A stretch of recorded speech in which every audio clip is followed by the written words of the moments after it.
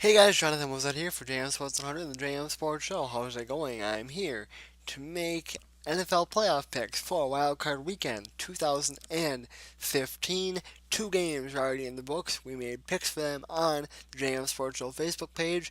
Before we talk about that, though, since this is the first video that I've done in the last few weeks as far as NFL, I will tell you that we finished the year with a record of 176, 79, and 1, 769 wins, 445 losses, and 3 ties is the lifetime record. That, of course, is straight up. We are 2 0 so far this year in the playoffs, 13 and 10 overall, coming off of a 6 and 4 season, or playoff season last year. Okay, like I said, we are 2 and 0 so far this week. We did have the Panthers beating the Cardinals, and we had the Ravens beating the Steelers. I wasn't really comfortable with any of them. I'm not really comfortable with any of the games this weekend. Not really too comfortable with the games tomorrow either. But like I said, we were able to get 2 wins out of today. And first of all, we had the Panthers beating the Cardinals 27 to 16. Cam Newton played pretty good in that game. It's amazing, really, what happened, or it shows how much a quarterback matters.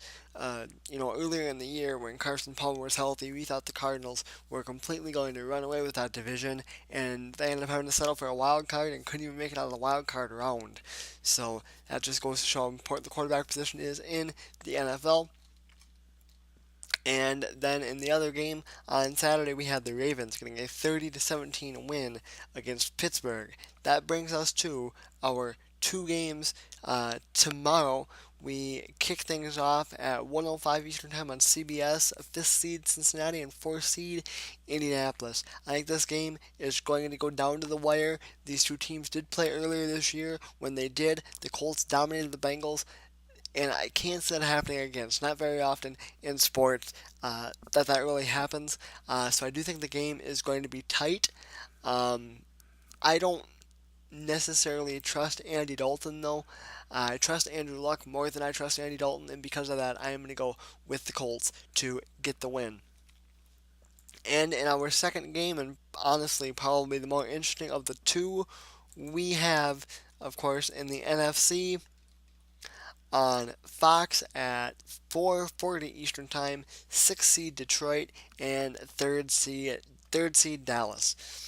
I think this game once again is going to be tight as well because the Cowboys are not going to have a big. And I'm not saying that Romo is not a big part of their success, but a big part of the Cowboys' success this year was DeMarco Murray. The Detroit Lions have a really good run defense. I believe they were number 1 in the NFL against the run this year.